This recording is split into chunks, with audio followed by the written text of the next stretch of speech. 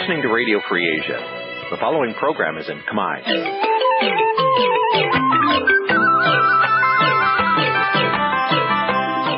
នេះជាកម្មវិធីផ្សាយវិទ្យុអាស៊ីសេរី នេះជាកម្មវិធីផ្សាយរបស់វិទ្យុអាស៊ីសេរីជាភាសាខ្មែរវិទ្យុអាស៊ីសេរីសូមស្វាគមន៍លោកអ្នកនាងទាំងអស់ពីរដ្ឋធានី Washington នៃសហរដ្ឋអាមេរិកខ្ញុំអ៊ុំរៀងសីសូមជម្រាបសួរលោកអ្នកនាងអ្នកស្ដាប់វិទ្យុអាស៊ីសេរីជាទីមេត្រីយើងខ្ញុំសូមជូនកម្មវិធីផ្សាយសម្រាប់យប់ថ្ងៃអង្គារ10រោចខែបុស្សឆ្នាំមមែសប្បស័កពុទ្ធសករាជ2559ដែលត្រូវនៅថ្ងៃទី2ខែកុម្ភៈគ្រិស្តសករាជ2016ចាស់ជាដំបូងនេះសូមអញ្ជើញលោកអ្នកនាងស្ដាប់ព័ត៌មានប្រចាំថ្ងៃ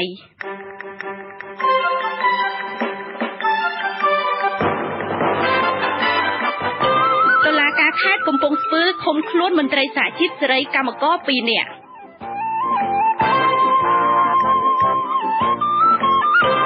អភិបាលខេត្តបាត់ដំបងសន្យាថានឹងដោះលែងតំណាងអ្នកភូមិរួមនឹងព័ត៌មានផ្សេងទៀត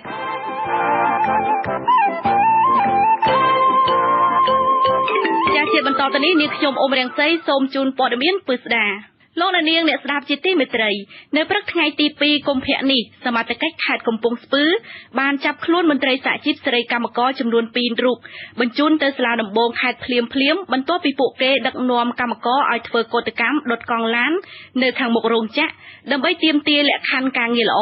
សហជីពទាំងពីររូបនោះជាមន្ត្រីសហជីពសេរីកម្មករនៃប្រជាណាចក្រកម្ពុជានិងជាប្រធានសហជីពសេរីកម្មករប្រចាំរោងចក្រសេរីស្ថិតនៅក្នុងភូមិចំបក់ឃុំវសស្រុកសំរោងតងខេត្តកំពង់ស្ពឺ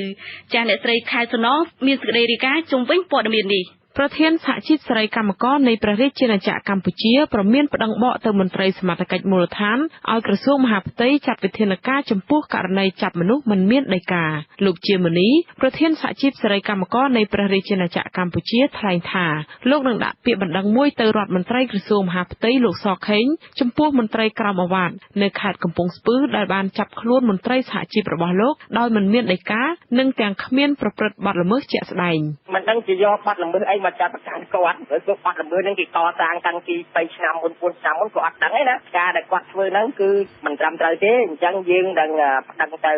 បព្វជិរដ្ឋមន្ត្រីក្រសួងមហាផ្ទៃដើម្បីពិនិត្យមើលការចាប់ខ្លួនផលិតនិងប្រធានសហជីពប្រចាំរោងចក្រមួយសិនហើយមេធាវីយើងគឺត្រូវតែតតាំងទៅនឹងទៅតុលាការទៀតការចាប់នឹងខ្ញុំមើលទៅឃើញមានព្រមតែទុកមិនខ្ញុំឃើញគេចាប់ក្រៅអំពីការចាប់ខ្លួនមនុស្សដោយគ្មានដីកានេះសហជីពដដែលបានចេញសេចក្តីថ្លែងការណ៍ភ្លាមថ្កោលទោសអាជ្ញាធរមានសមត្ថកិច្ចខេត្តកំពង់ស្ពឺថាបានចាប់ខ្លួនបុគ្គលិក2នាក់របស់សហជីពគឺជាអំពើរំលោភសិទ្ធិបុគ្គលដោយក្រុមសមត្ថកិច្ចបន្លំស្លៀកពាក់ស៊ីវិលធ្វើសកម្មភាពចាប់មនុស្សដោយបំពានហើយត្រូវដោះលែងពួកគេឲ្យមានសេរីភាពវិញជាបន្ទាន់និងដោយឥតលក្ខខណ្ឌសហជីពទាំងពីររូបនោះដែលអាជ្ញាធរចាប់ខ្លួនមានកញ្ញាយងលៀបមន្ត្រីសហជីពសេរីកម្មករនិងលោកទូចស្រុនជាប្រធានសហជីពសេរីកម្មករប្រចាំរោងចក្រសេរីស្ថិតនៅភូមិចំបក់ឃុំវសស្រុកសំរោងតងខេត្តកំពង់ស្ពឺការចាប់ខ្លួននេះធ្វើឡើងបន្ទាប់ពីពួកគេរំសាយបាតកម្មដុតកង់ឡាននៅមុខរោងចក្រនៅព្រឹកថ្ងៃទី2កុម្ភៈទាមទារឲ្យថៅកែចេញមកដោះស្រាយបញ្ហាជូនពួកគេនោះអគ្គលេខាធិការរងនៃសហជីពសេរីកម្មករលោកខឹមចំណានដែលនៅក្នុងហេតុការណ៍នោះអះអាងថាលោកបានគេចខ្លួនរួចនៅពេលមនុស្សមួយក្រុមស្លៀកពាក់ស៊ីវិលចុះពីលើរថយន្តមកចាប់ពួកគាត់ម៉ោង 8:15 នាទីហ្នឹងប្រាប់តែមានជាពាក្យស៊ីវិលហើយស្ទង់20នាក់ហើយមានពាក់ឯកសារប៉ូលីសហើយស្ទង់2នាក់ហើយមកចាប់ហ្នឹងគឺអត់មានវិការអីទេបងមកចាប់ឆៅតែម្ដងឆ្លើយតបការចាប់ខ្លួននេះប្រធានការិយាល័យកណ្ដាលសន្តិសុខនៃស្នងការខេត្តកំពង់ស្ពឺលោកញ៉ែមសៃមានប្រសាសន៍ថាខាងរោងចក្របានដាក់ពាក្យបណ្ដឹងទៅតុលាការយូរហើយពីករណីដឹកនាំធ្វើកោតកម្មនេះអត់ទេមានលេខាបញ្ជាអីត្រឹមត្រូវរបស់គេទេមិនមែនចាប់អត់ចាទេធម្មតាខាងក្រៅហ្នឹងមានបង្កហិង្សាជាមួយគ្នាបានវាយតែតបគ្នាតាំងពីយូរហើយអញ្ចឹងគេដាក់ពាក្យបណ្ដឹងនៅតុលាការនោះមិនមែនរឿងអីទេហើយក្រោយមកនេះចេះតែអូវឡាយបាតកម្មហ្នឹងខាងរោងចក្រគេតាក់ទងទៅនឹងការចាប់ខ្លួននេះកាលពីឆ្នាំ2013តុលាការខេត្តកំពង់ស្ពឺក៏បានចាប់មន្ត្រីសហជីពនិងកម្មករជិត10នាក់ដាក់ពន្ធនាគារជាច្រើនខែម្ដងរួចមកហើយនិងចោទប្រកាន់ពាក់ព័ន្ធទៅនឹងការញុះញង់កម្មករធ្វើកោតកម្មបាតកម្មនៅរោងចក្រសាព្រីណា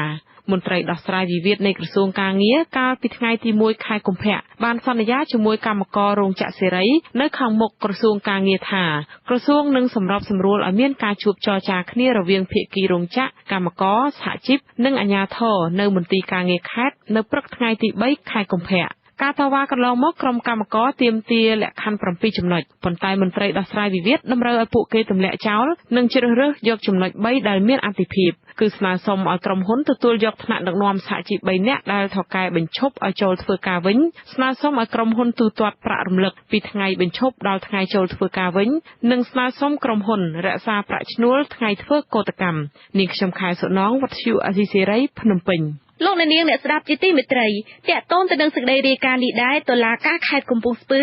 បានបញ្ជូនខ្លួនអ្នកទាំងពីរទៅឃុំខ្លួននៅក្នុងពន្ធនាគារខេត្តកំពង់ស្ពឺក្រោមបទចោទញុះញង់បន្ទាប់ពីសាកសួរអស់រយៈពេលជាច្រើនម៉ោងលោកអ្នកនាងអ្នកស្ដាប់ជាទីមេត្រីតាក់ទងទៅនឹងបណ្ដាញព័ត៌មានសង្គមឯនេះវិញមន្ត្រីជាន់ខ្ពស់នៃគណៈបកប្រឆាំងមិនបង្ហាញការភ្ញាក់ផ្អើលនៅពេលដែល Facebook របស់លោកនាយករដ្ឋមន្ត្រីហ៊ុនសែនទទួលបានចំនួនគាំទ្រនិងចូលចិត្ត like ច្រើនលើសប្រធានគណៈបករបស់ខ្លួនគឺលោកសំរងស៊ីអ្នកនាំពាក្យគណៈបកសង្គ្រោះជាតិគឺលោកយ៉ែមពញ្ញរិទ្ធថាចំនួនគាំទ្រតាម Facebook មិនអាចឆ្លុះបញ្ចាំងពីការគាំទ្រពេញបន្ទុកលើនាយករដ្ឋមន្ត្រីបាននោះទេប៉ុន្តែចំនួនមហាជន like អាចដើម្បីទទួលបានព័ត៌មានប៉ុណ្ណោះចាសសូមស្ដាប់សេចក្តីរាយការណ៍របស់លោកប្រាជែវការលើកឡើងរបស់អ្នកនាំពាក្យគណៈបកប្រឆាំងនៅពេលនេះបន្ទាប់ពី Facebook ផ្លូវការរបស់លោកនាយករដ្ឋមន្ត្រីហ៊ុនសែនមានចំនួនអ្នកគាំទ្រនិងចូលចិត្ត like ជាង 2,900,000 នាក់គិតត្រឹមម៉ោង 11 កន្លះព្រឹកថ្ងៃទី 2 ខែកុម្ភៈដែលការលើក Facebook របស់លោកសំរងស៊ីអ្នកនាំពាក្យគណៈបកសង្គ្រោះជាតិលោកយ៉ែមពេញរិទ្ធថាចំនួនអ្នកគាំទ្រ Facebook របស់លោកហ៊ុនសែនព្រមមហាជនទូទៅដែលគាំទ្រគឺដើម្បីទទួលបានព័ត៌មានមួយវិញទៀតលោកក៏មិនដឹងថា Facebook របស់លោកហ៊ុនសែនចំណាយលុយប៉ុន្មានឲ្យក្រុមហ៊ុន Facebook ដើម្បីផ្សព្វផ្សាយ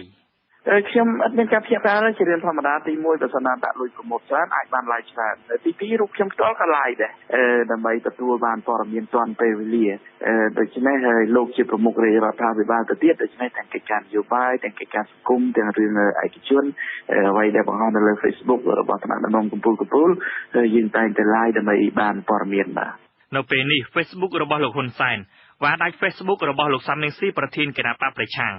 លោកហ៊ុនសែនក៏បានរំលឹកឲ្យដឹងថាដំបូងឡើយ Facebook របស់លោកត្រូវបានយុវជនម្នាក់បញ្ចប់ការសិក្សាមកពីក្រៅប្រទេសជួយបង្កើតដែលមានឈ្មោះថាសម្ដេចហ៊ុនសែន Cambodia Prime Minister ប៉ុន្តែមិនមែនមានតែមួយទេលោកបញ្ជាក់ថានៅខែកញ្ញាឆ្នាំ2015លោកសម្ដេចជ្រើសយក Facebook មួយជាផ្លូវការដែលមានចំនួនអ្នកគាំទ្រ 1,50,000 នាក់និស្សិតឆ្នាំទី3នៃសាកលវិទ្យាល័យភូមិន្ទភ្នំពេញកញ្ញាថឹមណាលីគាំទ្រឲ្យអ្នកនយោបាយប្រើប្រាស់បណ្ដាញសង្គម Facebook ជាផ្លូវការដើម្បីឲ្យអ្នកនយោបាយជាពិសេសគឺនាយករដ្ឋមន្ត្រីមានទំនាក់ទំនងជាមួយប្រជាពលរដ្ឋកាន់តែនៅជិតគ្នាកញ្ញាបន្តថាកន្លងមក Facebook របស់មន្ត្រីរដ្ឋាភិបាលណាមួយដែលបង្ហោះព័ត៌មានល្អឬព័ត៌មានពិតដល់សង្គមគឺកញ្ញា like គាំទ្រមិនប្រកាន់និន្នាការនយោបាយទេចាបងគឺខ្ញុំគិតថាគ្រប់គ្រងព្រោះទី1គឺអាចឲ្យប្រជាជនគឺមានភាពស្និទ្ធស្នាលមួយគាត់ផងហាក់បីដូចជាប្រជាជនឬមួយក៏យុវវ័យឬមួយក៏អ្នកដែលរស់នៅក្នុងប្រទេសនិងក្រៅប្រទេសទាំងអស់គឺអាចដឹងគ្រប់សកម្មភាពរបស់គាត់នៅពេលដែលគាត់ដាក់បញ្ចូលនៅក្នុងបណ្ដាញសង្គមពលរដ្ឋម្នាក់ទៀតគឺលោកពេជ្រសវណ្ណដែលប្រើប្រាស់បណ្ដាញសង្គម Facebook ដែរនោះនិយាយថា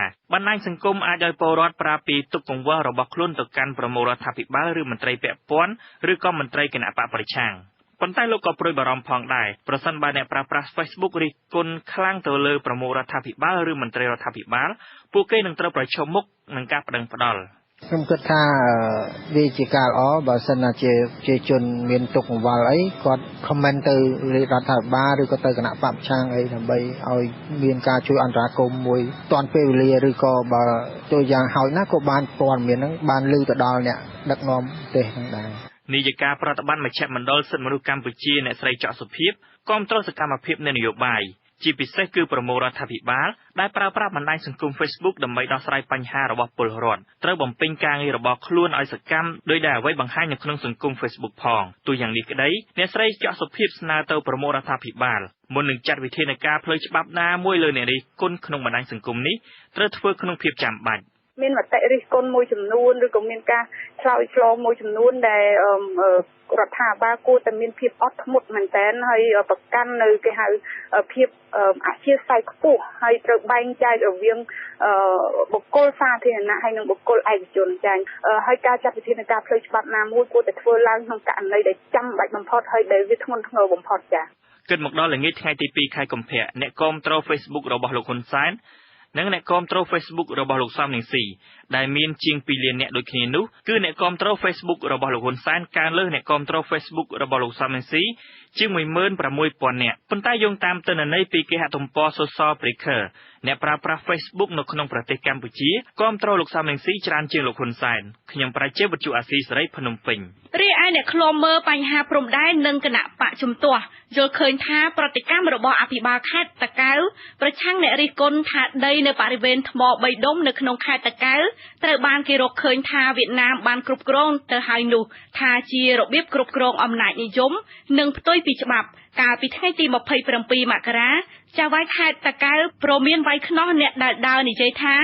ដីនៅបរិវេណថ្ម3ដុំនៅក្នុងស្រុកបូរីជលសាជាប់ព្រំដែនវៀតណាមថាជាកម្មសិទ្ធិរបស់វៀតណាមទៅហើយនោះចាសូមស្ដាប់សេចក្តីរាយការណ៍របស់លោកមុំមនីរតន៍តំណាងប្រជាពលរដ្ឋបានអាងថាពួកគាត់សម្រេចបន្ទន់អេរិយាបថក្នុងរយៈពេលខ្លីក្រោយពីការចរចាមិនទទួលបានផលរួចមកក៏ប៉ុន្តែនេះពុំមែនបានន័យថាបោះបង់គោលជំហរបិទផ្លូវចោលឡើយអ្នកភូមិនិយាយថាការសម្រេចដកថយមួយជំហាននៅពេលនេះបន្ទាប់ពីមានការសម្របសម្រួលពីអាជ្ញាធរពាក់ព័ន្ធនិងតំណាងក្រុមហ៊ុនចេញមុខតតាំងជាមួយអ្នកភូមិឈានចូលដល់ថ្ងៃទី2នៃការបិទផ្លូវនេះលោកស្រីមេភួងរស់នៅភូមិប្រាសាទឃុំមហាសាំងស្រុកភ្នំស្រួយខេត្តកំពង់ស្ពឺបញ្ជាក់ថាប្រជាពលរដ្ឋសម្រេចបិទផ្លូវប្រឆាំងក្រុមហ៊ុន ATK នេះ2ថ្ងៃមកហើយក៏ប៉ុន្តែនៅតែពុំទាន់មានដំណោះស្រាយលោកស្រីបន្ថែមថាមូលហេតុដែលពលរដ្ឋបិទផ្លូវមិនឲ្យអ្នកដំណើរឆ្លងកាត់នេះដោយសារដីហុយបណ្ដាលពីរថយន្តដឹកថ្ម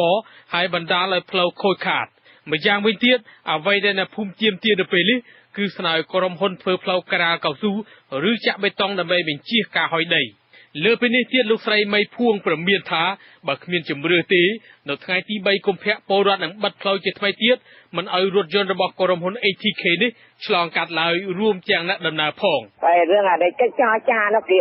ក្រុមហ៊ុននឹងអត់ធ្វើទេតែគេឲ្យរដ្ឋាភិបាលធ្វើហើយប្រជាពលរដ្ឋយើងថាបើសិនថាក្រុមហ៊ុនអត់ធ្វើហ្នឹងគេបិទផ្លូវហើយថាហ្នឹងគេវិជាមួយថ្ងៃនេះទៀតហើយស្អែកនេះគេដាក់បកគោលដាក់អីហ្នឹងទៅបើទោះជាបែបណាភិបាលស្រុកសំរងទងលោកស៊ីមរតនៈបញ្ជាក់ថាកិច្ចប្រជុំត្រីភាគីកាលពីព្រឹកថ្ងៃទី2កុម្ភៈគឺភាគីក្រុមហ៊ុនច្រានចោលការទាមទាររបស់អ្នកភូមិដែលចង់បានផ្លូវក្រាលកៅស៊ូឬចាក់បេតុងប្រជាពលរដ្ឋប្រមាណ100នាក់មកពី10ភូមិចំណុះឲ្យស្រុកចំនួន2គឺស្រុកសំរងទងនិងស្រុកភ្នំស្រួយខេត្តកំពង់ស្ពឺបានបិទផ្លូវតាំងពីថ្ងៃទី1កុម្ភៈមកម្ល៉េះប្រជាពលរដ្ឋចោទប្រកាន់ថាក្រុមហ៊ុន ATK ដែលតំណាងក្រុមហ៊ុនបានអាងថាម្ចាស់វីដេអូគឺលោកខុនតូក្មួយប្រុសបង្កើតរបស់លោកនាយករដ្ឋមន្ត្រីហ៊ុនសែនបានធ្វើឲ្យខូចខាតផ្លូវដែលអ្នកភូមិប្រើប្រាស់និងមានដីហុយរាល់ថ្ងៃយ៉ាងនេះក្តីតំណាងក្រុមហ៊ុន ATK លោកមែនច័ន្ទថាបដិសេធក្នុងការឆ្លើយតបចំពោះការចោទប្រកាន់នេះដោយអះអាងយ៉ាងខ្លីថាលោកពុំមែនជាអ្នកបម្រើការឲ្យក្រុមហ៊ុន ATK នេះទេពាក់ព័ន្ធនឹងវិវាទនេះភាគីក្រុមហ៊ុន ATK តំណាងដោយលោកតាន់ខុនបានបំភ្លឺការពីពាក់កណ្ដាលខែមករាថាក្រុមហ៊ុនមានចម្ងាយពីរោងចក្រម៉ាស៊ីនកិនថ្ម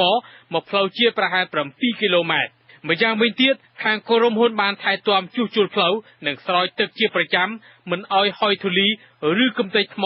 ដែលនាំឲ្យប៉ះពាល់សុខភាពប្រជាពលរដ្ឋនៅតាមដងផ្លូវឡើយបន្ថែមពីលើនេះទៀតបើក្រុមហ៊ុនប្រព្រឹត្តខុសពីបទដ្ឋានបច្ចេកទេសរបស់ក្រសួងក្រុមហ៊ុននឹងទទួលខុសត្រូវចំពោះមុខច្បាប់អភិបាលស្រុកសំរងទងខេត្តកំពង់ស្ពឺលោកស៊ីមរតនៈថ្លែងថាការដោះស្រាយចំពោះមុខនៅពេលនេះគឺស្នើឲ្យពលរដ្ឋបើកផ្លូវដើម្បីឲ្យអ្នកដំណើរឆ្លងកាត់សិនលោកបន្ថែមថាជំហានបន្ទាប់គឺអាជ្ញាធរពាក់ព័ន្ធនឹងដោះស្រាយជាមួយភាគីក្រុមហ៊ុនជាថ្មីម្ដងទៀតដើម្បីរកច្រកចេញបាទជារឿងហ្នឹងយើងមានតែជួបជាមួយភាសាគ្នាជាមួយខាងក្រុមហ៊ុនដើម្បីសិក្សារលទ្ធភាពណាមួយឲ្យគាត់ជួយដោះស្រាយនឹងប្រជាពលរដ្ឋដែលមានរងផលប៉ះពាល់ក្នុងអាជ្ញាប័ណ្ណរបស់ក្រុមហ៊ុន ATK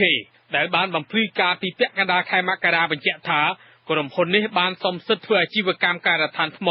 ចាប់តាំងពីខែមិថុនាឆ្នាំ2008ម្យ៉ាងវិញទៀតក្រុមហ៊ុននេះបានផ្ដល់កម្លាំងពលកម្មឲ្យពលរដ្ឋនៅក្នុងសហគមន៍ប្រចាំខែពី30ទៅ40នាក់ដែលជាកូនរបស់អ្នកភូមិថែមទៀតផងយ៉ាងនេះក្តីពលរដ្ឋអាងថាសំខាន់ពួកគាត់ចង់ឲ្យក្រុមហ៊ុនដែលបំផ្ទុះភ្នំយកថ្មនៅភ្នំស្រីស្រណោះ ធ្វើកៅស៊ូឬចាក់បេតុងវិញ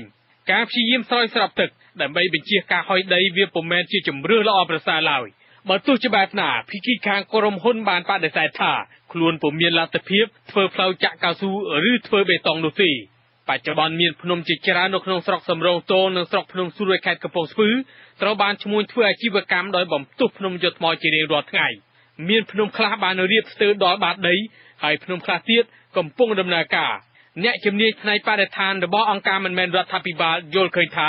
ប្រទេសកម្ពុជានឹងប្រឈមមុខការរាំងស្ងួតនិងរដូវភ្លៀងលែងទៀងទាត់បន្ទាប់ពីរ៉ែបឹងបួរនិងព្រៃឈើស្ទើរបាត់បង់អស់ទៅហើយនោះក្នុងដំណាក់កាលចុងក្រោយនេះខ្ញុំមកមនីរតន៍វិទ្យុអាស៊ីសេរីភ្នំពេញចំណែកឯអង្គជំនុំជម្រះសាលាដំបងនៃសាលាក្តីខ្មែរក្រហមនៅថ្ងៃទី2កុម្ភៈបញ្ចប់សវនាការសួរដេញដោលសាក្សីសាវ័នតាក់ទងទៅនឹងការសម្លាប់អតីតទាហានលន់នល់នៅស្រុកត្រាំកក់ខេត្តតាកែវមុននឹងបញ្ចប់សក្ខីកម្មរបស់ខ្លួនសាក្សីសាវ័នជម្រាបអង្គជំនុំជម្រះសាលាដំបងថាប្រធានគណៈភូមិភាគធ្លាប់ស្ដីបន្ទោសកម្មាភិបាលថ្នាក់ក្រោមឈ្មោះតាសោមនិងតាមុតអំពីភាពកាយសាហាវរបស់ពួកគាត់ចាសសូមលោកនាងស្ដាប់សេចក្តីរាយការណ៍របស់លោកលេងម៉ាលីសាក្សីសៅវនហៅសៅពតដែលអតីតជាប្រធានរណសេរឃុំជាងតងស្រុកត្រាំកក់ខេត្តតាកែវនិងជាមេឃុំកំពង់ស្វាយស្រុកគៀនស្វាយខេត្តកណ្ដាលក្នុងរបបកម្ពុជាប្រជាធិបតេយ្យអះអាងថាការស្ដីបន្ទោសរបស់តាមុកគឺធ្វើឡើងក្នុងសន្និបាតប្រចាំឆ្នាំមួយ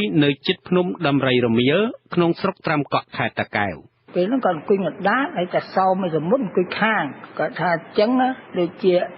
សុំធ្វើការប្រាប់ផងគ្រូសោមគ្រូមុតណាប្រជាជនលោកថាប្រជាជនខ្លាចសំដៅមកគេប្រាប់តែលោកគេខ្លាចលោកអញ្ចឹងធ្វើម៉េចលោកចោះចូលឲ្យប្រជាជនស្រឡាញ់ធ្វើម៉េចកុំឲ្យគេខ្លាចព្រោះគេខ្លាចគេស្អប់គេខ្លាចតែចំពោះមុខគេបើដល់ហើយទៅក្រោយខ្លាំងគេស្អប់អញ្ចឹងការលើកឡើងនោះគឺពិតប្រាកដមែនគាត់និយាយអញ្ចឹងមែនបាទលោកបញ្ជាក់បន្ថែមថាការស្ដីបន្ទោសនេះគឺនៅពេលដែលតាមុកណែនាំកម្មាភិបាលឲ្យជំរុញការធ្វើស្រែចម្ការបង្កបង្កើនផលនិងក្តាប់កម្លាំងប្រជាជន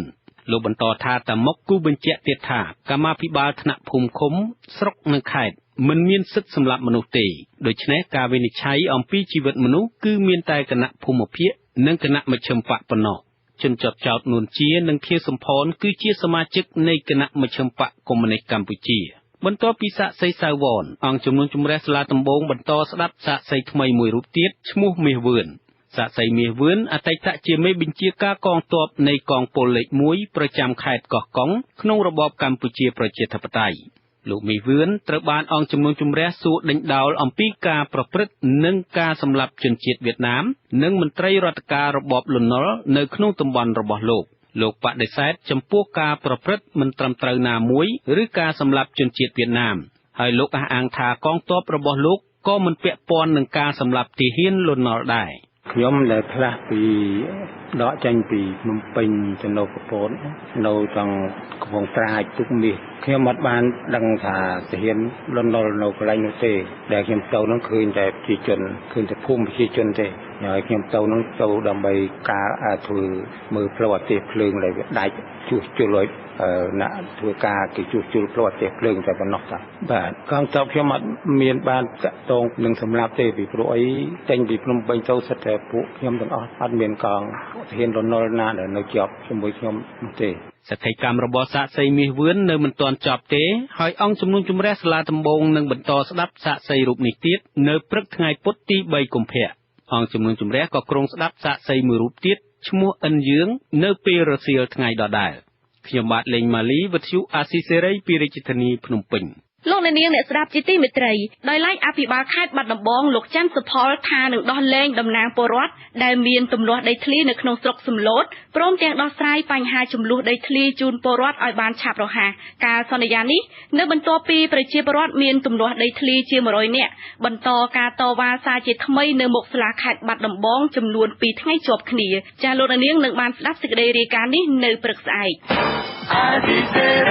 លោកអ្នកនាងអ្នកស្ដាប់ជាទីមេត្រីលោកអ្នកនាងទើបតែបានស្ដាប់ព័ត៌មានប្រចាំថ្ងៃរបស់វិទ្យុអាស៊ីសេរីដែលរៀបចំជូនដោយនាងខ្ញុំអ៊ុំរៀងសីសូមអញ្ជើញលោកអ្នកនាងរងចាំស្ដាប់វេទិកាអ្នកស្ដាប់វិទ្យុអាស៊ីសេរីនៅពេលបន្តិចទៀតនេះ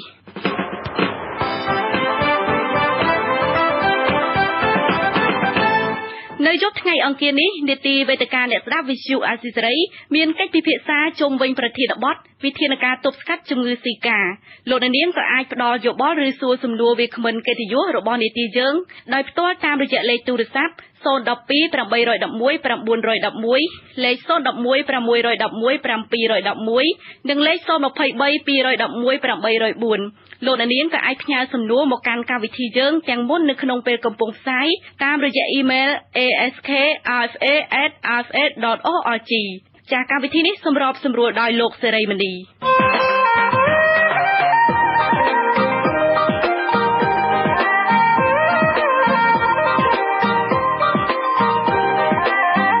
វេទិកាអ្នកស្ដាប់វិទ្យុអាស៊ីសេរី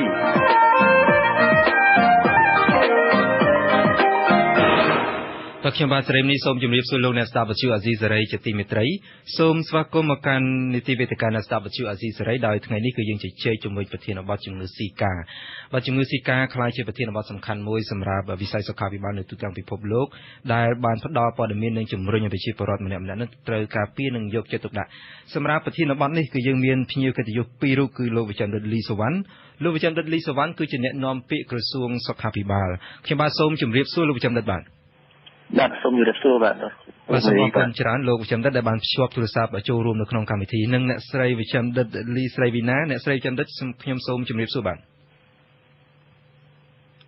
ហៅជម្រាបសួរបាទ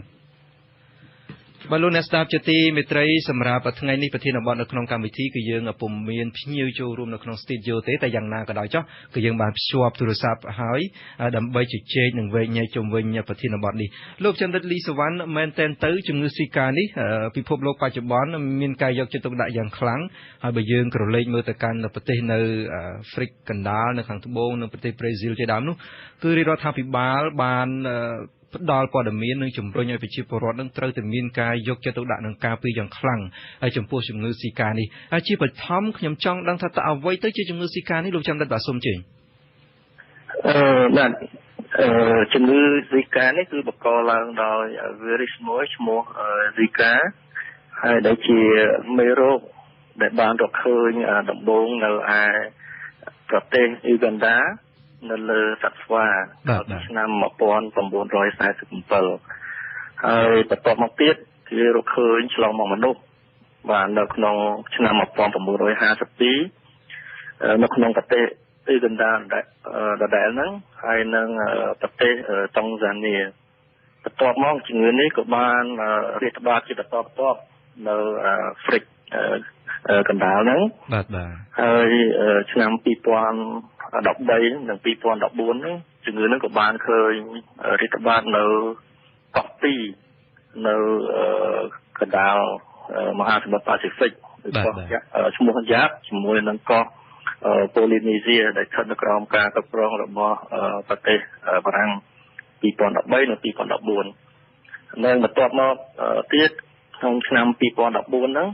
បាទក៏ឃើញមានការរីករាលច្រើនបាទនៅឯអាមេរិកខាងត្បូងក្រោយពីមានការប្រកួតនៅបទបាល់ពិភពលោកបាទ2014ហ្នឹងគឺសង្កេតឃើញថាជំងឺហ្នឹងបានកើនឡើងច្រើនហើយបច្ចុប្បន្ននេះរាលដាលរហូតដល់ជាង20ប្រទេសនៅអាមេរិកខាងត្បូងដែលហៅថាអាមេរិកឡាទីនហើយនិងអាមេរិកកណ្ដាលហ្នឹងបាទលោកចំដិតនេះពេលបច្ចុប្បន្នភាពនេះបើយើងក្រឡេកមកកាន់អាស៊ីអាគ្នេយ៍តើជំងឺស៊ីកានេះមានហើយឬនៅបាទតាមពិតជំងឺនេះមិនមែនជាជំងឺថ្មីរបស់តំបន់អាស៊ីទេគឺយើងធ្លាប់មានប្រវត្តិផ្ទុះតែដោយឡែកប្រទេសកម្ពុជាយើងកាលពីឆ្នាំ2010ក៏យើងបានរកឃើញដែរតាមរយៈប្រព័ន្ធការតាមដានស្រាវជ្រាវជំងឺគុំក្តៅបាទដែលក្នុងពេលនោះរកឃើញឬកុមារម្នាក់អាយុ3កុមារាអាយុ3ឆ្នាំបាទមួយករណីហើយពេលនោះគឺយើងបានអង្កេតស្រាវជ្រាវកន្លែងរស់នៅរបស់កុមារក៏តែរស់នៅជុំវិញប៉ុន្តែយើងពុំឃើញមានការឆ្លងទៅករណីដទៃទៀតឬប្រជាពលរដ្ឋដទៃទេគឺឃើញតែមួយករណីចាប់តាំងពីពេលនោះមកយើងតែងតែធ្វើការតាមដានរកជានិច្ចនៅជំងឺនេះប៉ុន្តែរហូតដល់ម៉ោងខ្ញុំនិយាយនេះយើងពុំទាន់រកឃើញជំងឺនេះទេក្នុងប្រទេសយើងបាទប៉ុន្តែទោះបីយ៉ាងណាក៏ដោយយើងតែបន្តតាមដានទៀត ដោយឡែកថ្មីនេះដែរបាននៅប្រទេសថៃក៏រកឃើញមេរោគស៊ីកាដែលជាពលករធ្វើការនៅប្រទេសកោះតៃវ៉ាន់តែគាត់បានមកសម្រាប់នៅប្រទេសថៃប្រហែលខែហើយត្រឡប់ធ្វើដំណើរត្រឡប់ទៅធ្វើការវិញពេលដែលឆ្លងកាត់ព្រំដែននៅកូរ៉េខាងត្បូងនោះបាទក៏រកឃើញគាត់ថាគាត់មានកូនក្តៅហើយក៏ធ្វើតេស្តទៅឃើញតែគាត់មានមេរោគស៊ីកាបាទហើយប៉ុន្តែអ្វីដែលយើងរកឃើញបន្តទៀតថាពុំឃើញករណីនោះរីករាលដាលនៅឯកោះតែប៉ុណ្ណោះទេហើយ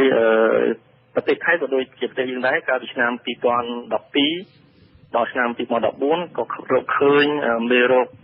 ស៊ីកាកើតនៅលើមនុស្ស7នាក់ដែរប៉ុន្តែគ្រប់ករណីទាំងអស់ដូចក្នុងប្រទេសយើងដែរគឺសុទ្ធតែជាដោយព្យាបាលនៅឱសថសាមញ្ញមានន័យថាការព្យាបាលkontrol វិទ្យាសាស្ត្របាទដែលជាប្រើថ្នាំបញ្ចុះកម្ដៅ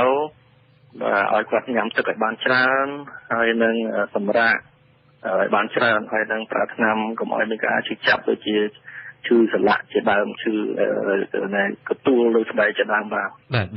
លោកវិជ្ជបណ្ឌិតមែនទៅជំងឺស៊ីកានេះក្រសួងសុខាភិបាលនិងអង្គការសុខភាពពិភពលោកបានបញ្ជាក់ឲ្យថាមានរោគសញ្ញានិងប្រហាក់នឹងជំងឺគ្រុនឈាមហើយប្រភពនៃមេរោគនេះក៏ឆ្លងតាមរយៈមូសខ្លាខាំដែរខ្ញុំចង់ដឹងថាតើមូសខ្លាដែលខាំជំងឺឆ្លងនៅជំងឺស៊ីកានឹងវាមានលក្ខណៈខុសគ្នាយ៉ាងដូចម្ដេចទៅនៅរវាងការខាំនៅជំងឺគ្រុនឈាមលោកជំនិតបាទឬក៏វាស្តៀងគ្នាឬប្រហាក់ប្រហែលគ្នាទេបាទតាមពិតទៅគឺជាមូសខ្លាបាទដូចនឹងមូសរបស់ជំងឺគ្រុនឈាមបាទយ៉ាងដែរមានន័យថាស្តៀងគ្នាលោកជំនិតបាទហ្នឹងហើយបាទគឺជាមូសខ្លាបាទដែលស្តៀងទៅនឹងការចម្លងដែលអាចបង្កឲ្យជំងឺគ្រុនឈាមរបស់ដែរហើយរោគសញ្ញាដែលគេរកឃើញភាគច្រើននោះដែលបង្កចម្លងដោយមេរោគស៊ីកានោះគឺបង្កឲ្យមានកូនក្តៅទាបបាទស្ងាត់ស្រាលបាទគេហៅ mild fever មានឈឺក្បាលមានឈឺភ្នែកមានកទួលក្រហមលើស្បែកហើយនឹងមានឈឺសន្លាក់ជាដើមបាទខ្ញុំងាកទៅកាន់លោកស្រីវិជ្ជបណ្ឌិតលីស្រីវីណាវិញម្ដងជំរាបសួរអ្នកស្រីវិជ្ជបណ្ឌិតបាទអាឡូជំរាបសួរបាទចាជំរាបសួរបាទអ្នកស្រីវិជ្ជបណ្ឌិតដូចដែលលោកវិជ្ជបណ្ឌិតលីសវណ្ណបានបញ្ជាក់ពីខាងដើមហើយថាជំងឺស៊ីកានេះគឺឆ្លងពីមូសខ្លាខាំហើយជំងឺនេះផ្ទុះដំបូងនោះគឺនៅក្នុងឆ្នាំ1947ពីសត្វស្វាអ្នកស្រីវិជ្ជបណ្ឌិតខ្ញុំចង់ដឹងពីអ្នកស្រីវិជ្ជបណ្ឌិតវិញម្ដងពីព្រោះអង្គការសុខភាពពិភពលោកបានបញ្ជាក់ថាសត្វមូសខ្លាហ្នឹងគឺអាចហើរបានត្រឹមតែ400ម៉ែត្រតែប៉ុណ្ណោះទេតែ400ម៉ែត្រទៅទេរយៈចម្ងាយហ្នឹងគឺมันអាចឆ្ងាយរហូតពីឆ្លងពីប្រទេសមួយទៅប្រទេសមួយទេក៏ប៉ុន្តែដែលឡែកនៅពេលដែលយើងឃើញការផ្ទុះនៅជំងឺនេះគឺផ្ទុះនៅច្រើនប្រទេសមែនទែនរហូតដល់មុននេះបន្តិចហ្នឹងលោកស្រីលោកវិជ្ជបណ្ឌិតលីសវណ្ណបានបញ្ជាក់ឲ្យថានៅតៃវ៉ាន់ហ្នឹងក៏មានជំងឺនេះដែរខ្ញុំចង់ដឹងថាជំងឺនេះអាចឆ្លងពីមូសមួយដែលហែលឆ្លងទ្វីបទៅទ្វីបមួយទៀតទៅប្រទេសមួយទៀតឬក៏វាអាចឆ្លងតាមរយៈរោគសញ្ញានៃមនុស្សដែលគាត់មានផ្ទុកនៅជំងឺនេះហើយលោកអ្នកស្រីចំណិតបាទសូមអញ្ជើញបាទយើងដល់និយាយអំពីការចម្លងអ្នកស្រីចំណិតបាទជំងឺស៊ីកាគឺយើងត្រូវដឹងអំពីរបៀបដែលស៊ីកាឆ្លងស៊ីកាទីមួយអាចឆ្លងដោយសារមូសខាំហើយឆ្លងពីម្ដាយទៅកូននៅពេលដែលគាត់កំពុងពពោះបើពី1ទៅ3ខែគឺអាចធ្វើឲ្យកូនរបស់គាត់នៅក្នុងផ្ទៃហ្នឹងអាចមានខួរក្បាលតូចហើយខួរក្បាលហ្នឹងមិនលូតលាស់ទេហើយបើសិនជាឆ្លងមុនពេលដែលគាត់កើតសម្រាប់កូនមួយអាទិត្យអាចធ្វើឲ្យកូនង៉ែតរបស់គាត់ហ្នឹងអាចកើតជំងឺស៊ីកាឆ្លងពីម្ដាយដែរក៏មានឯកសារបញ្ជាក់ច្បាស់ថាអាចឆ្លងតាមការរួមភេទនិងឆ្លងតាមការបញ្ចូលឈាមដែរដោយឡែកអ្វីត្បិតតែមូសមិនអាចហៅឆ្លងទ្វីបបានក៏ប៉ុន្តែពេលដែលយើងធ្វើដំណើរទៅមកមានពេលខ្លះមូសនឹងវាចូលពួននៅក្នុងវ៉ាលីនៅក្នុងកាបូបជាមួយយើងហើយវាក៏ធ្វើដំណើរទៅជាមួយយើងហើយមានពេលខ្លះទៀតមូសនឹងវាបានខំយើងរួចទៅហើយក៏ប៉ុន្តែចាប់ពីពេលដែលយើងខំពីតំបន់ដែលយើងទៅលេងឧទាហរណ៍ថាក្នុងទ្វីបអាមេរិកក្នុងបណ្ដាប្រទេសអាមេរិកឡាទីនដែលក្នុងនោះមានប្រេស៊ីល មេស៊ីកូ កូឡុំបៀជាដើមហ្នឹង គឺពេលដែលមូសនឹងបានខំយើងហើយគឺយើងផ្ទុកមេរោគនឹងហើយគ្រប់ប៉ុន្តែគ្រាន់តែថាយើងមិនទាន់ឈឺទេចាប់ពីពេលដែលមូសនឹងខំរហូតដល់ពេលដែលយើងចេញជារោគសញ្ញាគឺវាប្រើពេលពី3ទៅ12ថ្ងៃហើយនៅពេលដែលគាត់ចាប់ផ្ដើមគ្រុនក្តៅក្តីឬមិនមានរោគសញ្ញាអ្វីក្តីជាទៅវិញតែខ្លួនឯងក្តីហើយស្រាប់តែមានមូសដទៃទៀតខំឧទាហរណ៍ថាឥឡូវនេះខ្ញុំមកដល់ប្រទេសកម្ពុជាអញ្ចឹងមូសនៅប្រទេសកម្ពុជាបានខាងខ្ញុំអញ្ចឹងវាដោយមេរោគស៊ីកាចូលទៅក្នុងមូសហើយមូសនឹងវាអាចនឹងផ្ទុកនៅក្នុងទឹកមាត់របស់វាអញ្ចឹងឯងបានកត្តាមួយដែលការពារបានល្អបំផុតហ្នឹងគឺនៅពេលដែលមានមនុស្សកើតជំងឺស៊ីកាហ្នឹងគឺត្រូវធ្វើយ៉ាងណាដើម្បីកុំឲ្យមូសហ្នឹងខំអ្នកជំងឺហ្នឹងបើមិនជាខំក្នុងរយៈពេលដែលគាត់ឈឺដែលគាត់អាចចម្លងហ្នឹងពីពេលដែលគាត់ចាប់ផ្ដើមឈឺរហូតដល់គាត់ជាវិញរយៈពេល7ថ្ងៃអញ្ចឹងក្នុងអំឡុងពេល7ថ្ងៃហ្នឹងបើសិនជាមានមូសតែ 4-5 ក្បាលខំគឺគ្រប់ចំនួនសម្រាប់ធ្វើការចម្លងឲ្យផ្ទុះទៅជាអេពីដេមីគឺការឆ្លងធំបាទអ្នកស្រីវិជ្ជបណ្ឌិតមុននេះអ្នកស្រីបានបញ្ជាក់ឲ្យថាមូសនេះជំងឺស៊ីកានេះឆ្លងនៅពេលដែលស្ត្រីនៅមានផ្ទៃពោះបើសិនជាក្នុងករណីថាសម្រាលកូនបាន1ខែកូននឹងសំទោស1សប្តាហ៍កូននឹងអាចមានជំងឺស៊ីកាអាចឆ្លងទៅម្ដាយវិញបានអាចឆ្លងបញ្ជាក់ត្រង់ចំណុចនេះបន្តិចបានទេថាឆ្លងនឹងឆ្លងដោយរបៀបណាដោយមូសខ្លានឹងខំពីកូននឹងទៅខាងម្ដាយឬក៏វាឆ្លងតែស្វ័យប្រវត្តិតែម្ដងនៅពេលដែលយើងមានមូសខ្លាខំគឺយើងមាននៅក្នុងឈាមរបស់យើងហ្នឹងគឺមេរោគស៊ីកាហើយនៅពេលដែលម្ដាយមិនទាន់ឆ្លងទន្លេគឺមូសហ្នឹងវាអាចឆ្លងកាត់ស្រុកចូលទៅក្នុងខ្លួនរបស់កូនជាពិសេសនៅក្នុងពេលអំឡុងមួយអាទិត្យមុនពេលដែលគាត់សម្រាលដោយសារវាអាចឆ្លងពីម្ដាយទៅកូនតែបើសិនជាម្ដាយហ្នឹងគាត់បានជារួចស្រួលបុលហើយចាហើយឬក៏អ្នកជំងឺហ្នឹងបានជារួចស្រួលបុលហើយក្នុងរយៈពេលមួយអាទិត្យហ្នឹងគឺឡើងមានមេរោគស៊ីកាហើយទោះបីជាមូសខាំគាត់ក៏មូសហ្នឹងមិនអាចផ្ទុកមេរោគស៊ីកានៅក្នុងសត្វមាត់របស់វាដែលអាចចម្លងទៅមនុស្សមួយទៀតបានក្នុងពេលបន្ទាប់ពីវាខាំទៅបាទចំណុចមួយទៀតដែលសំខាន់ដែរនោះអង្គការសុខភាពពិភពលោកក៏បានចុះដែរថាក្មេងដែលមានជំងឺហ្នឹងគឺមានក្បាលហ្នឹងតូចខុសពីធម្មតាខ្ញុំចង់ដឹងថាហេតុផលអីខ្លះដែលបណ្ដាលឲ្យជំងឺហ្នឹងអាចបណ្ដាលឲ្យទារកនៅក្នុងផ្ទៃហ្នឹងទៅជាមានលក្ខណៈខុសបញ្ហាក្បាលហ្នឹងគឺខុសពីធម្មតាពីជំងឺគ្រុនឈាមទៅប្រព័ន្ធការពាររាងកាយរបស់គាត់ហ្នឹងខ្សោយណាស់ហើយប្រព័ន្ធការពាររាងកាយរបស់កូនក្នុងផ្ទៃហ្នឹងកាន់តែអត់មានទៀតហើយអញ្ចឹងបើសិនជាមានមេរោគនៅក្នុងឈាមទោះជាប្រព័ន្ធការពាររាងកាយម្ដាយបានជាសះស្បើយវិញដោយគ្មានបញ្ហាអ្វីក្នុងរយៈពេល3ថ្ងៃទៅ1អាទិត្យក៏ដោយក៏ប៉ុន្តែមេរោគហ្នឹងវាបានឆ្លងចូលទៅតាមសុខទៅក្នុងឈាមរបស់កូនហើយវាបានទៅធ្វើឲ្យមានការរលាកនៅក្នុងកោសិការបស់ខួរក្បាលដែលកំពុងតែលូតលាស់អញ្ចឹងនៅពេលមានការរលាកគឺមានការខូចខាតនៅពេលដែលមានការខូចខាតគឺកោសិកាហ្នឹងមិនអាចបំបែកខ្លួនពី1ទៅ2ពី2ទៅ4ទេអញ្ចឹងគឺវាតូចហើយមិនលូតលាស់គ្រប់ចំនួនដែលអាចធ្វើឲ្យគាត់មានប្រាជ្ញាឆ្លាតវៃវៃបានឬមួយក៏ប្រកបរបរអ្វីបានបន្តពូជបានដោយកុមារដទៃទៀតបាទវាត្រឹមតែមានលក្ខណៈខុសប្រក្រតីមិនអាចមានប្រាជ្ញាវាងវៃដូចកុមារដទៃទៀតប៉ុន្តែមិនអាចឈានរហូតទៅដល់រលាកសោមខួរឬក៏មហារីកខួរក្បាលទេមិនអាចទេអ្នកស្រីចំណិតវារលាករួចទៅហើយបើមិនរលាកទេគឺមិនអាចខួរក្បាលនឹងតូចបានទេដោយសាររលាកនឹងហើយបានមិនអាចលូតលាស់បានពីថារលាកគឺមានការខូចខាតដោយសារមេរោគហើយកោសិកានឹងវាអាចងាប់អស់ខ្លះទៅទៀតនៅពេលដែលគាត់បានខំលូតលាស់បានហើយវាងាប់ថែមខ្លះអស់ទៀតអញ្ចឹងឯងគ្រប់ផ្នែកទាំងអស់នៃខួរក្បាលរបស់គាត់នឹងគឺមិនលូតលាស់គ្រប់ផ្នែកទាំងអស់គឺមានតែហេតុបាទអរគុណច្រើនឥឡូវយើងសូមភ្ជាប់ប្រិយមិត្តនៅខាងក្រៅមួយរូបសិនអ្នកស្រីវិជ្ជបណ្ឌិតបាទគឺលោកវីរៈនៅភ្នំពេញសូមជម្រាបសួរលោកវីរៈបាទជំរាបសួរបាទលោកវីរៈថ្ងៃនេះជជែកជុំវិញជំងឺស៊ីកាលោកវីរៈមានសំណួរអ្វីសូមអញ្ជើញបាទសូមជម្រាបសួរលោកវិក្កាមិននិងសូមជម្រាបសួរបងប្អូនអ្នកស្ដាប់អាស៊ីសេរីខ្ញុំស្ដាប់មិញវិក្កាមិនយើងជាស្ត្រីទេបាទយើងមានអ្នកនាំពាក្យក្រសួងសុខាភិបាលលោកចន្ទិតលីសវណ្ណនិងអ្នកស្រីចន្ទិតលីស្រីវីណាបាទខ្ញុំមិញស្ដាប់ដោយសំឡេងក៏អត់ឮស្ដាប់តាមបាទសូមដាក់សំណួរតែម្ដងលោកបាទខ្ញុំចង់សួរអញ្ចឹងប្រសិនបើអ្នកជំងឺនឹងឆ្លងមកពីក្រៅប្រទេសហើយចូលមកដល់ក្នុងស្រុកខ្មែរយើងសួរថាតើស្រុកខ្មែរយើងមូសប្រភេទណាដែលជាភ្នាក់ងារអាចឆ្លងពីអ្នកជំងឺហ្នឹងទៅអ្នកដទៃទៀតអញ្ចឹងណាហើយរយៈពេលវាខំភ្លៀងហើយទៅខំអ្នកដទៃភ្លៀងនោះវាអាចឆ្លងភ្លៀងហ្នឹងដែរទេពីព្រោះមូសស្រុកខ្មែរយើងច្រើនណាស់បាទបើមិនជានៅផ្ទះលោកសបោមូសទេបាទបាទនៅផ្ទះលោកមានសបោមូសទេ បាទមានសបូមូពពុះមូហើយប្រសិនបើជំងឺនឹងឆ្លងតាមមុខអញ្ចឹងខ្ញុំថាប្រឈមមុខនឹងគ្រោះថ្នាក់ច្រើនប៉ុន្តែមូសនោះគឺតែមូសខ្លាទេលោកមូសតែមូសខ្លាទេបាទហើយតែមូសខ្លាហ្នឹងគឺមូសខ្លាញីទៀតអត់មានមូសខ្លាឈ្មោលទៀតបាទហើយហ្នឹងគឺវាខំនៅពេលយប់ឬពេលថ្ងៃហើយតែជំងឺហ្នឹងព្យាបាលជាដែរទេបាទអរគុណច្រើនលោកបាទសូមអរគុណបាទសូមជម្រាបលាបាទសូមផ្ដល់សំណួរនេះទៅកាន់លោកវិជ្ជបណ្ឌិតលីសវណ្ណលោកវិជ្ជបណ្ឌិតសូមឆ្លើយតបបន្តិចទៅបាទសូមអញ្ជើញបាទបាទសូមអរគុណណាលោកវិរៈដែលអញ្ជើញមកពីភ្នំពេញដែលបានសួរសំណួរដ៏មានសារៈសំខាន់នេះតាមពិតទៅត្រឹមត្រូវហើយគឺថាបើសិនជាមានប្រជាពលរដ្ឋយើងឬមួយក៏មានអ្នកធ្វើដំណើរមកពីខាងក្រៅគាត់មានជំងឺនិងមានផ្ទុកនៅមេរោគ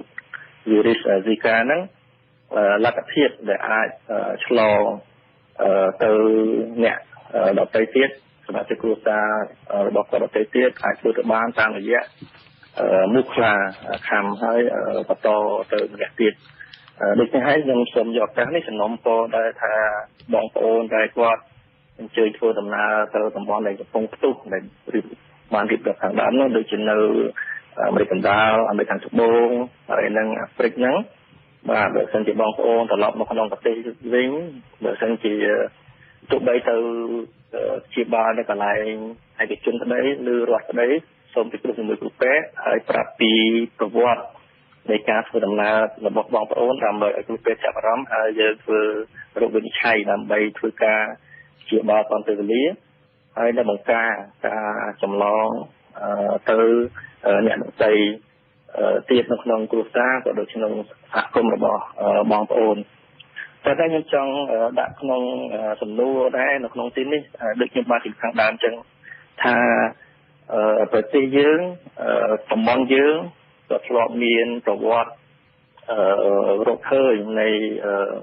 មេរោគ Zika ដែរនៅលើអ្នកជំងឺហើយសំណួរគឺថាហេតុអីវិញបានជាករណីដែលយើងរកឃើញមួយហ្នឹងយើងពុំឃើញមុខហ្នឹងឆ្លងទៅអ្នកដទៃទៀតហើយនឹងរាតត្បាតនេះជាសំណួរដែលយើងប្រទេសខេត្តកសិណែគេរកឃើញតែ7ករណីហើយពុំឃើញអ្នកជុំវិញផ្សេងទៀតដែលមានកើតទេតែប៉ុន្មានតែយើងយកឈាមរបស់គាត់ធ្វើការសិក្សាជ្រាវជ្រាបស្រាវជ្រាវក៏ដោយដូច្នេះយើងត្រូវសិក្សាបន្តទៀតអំពីព័ត៌មានទាំងនេះប៉ុន្តែទោះបីយ៉ាងណាក៏ដោយយើងមិន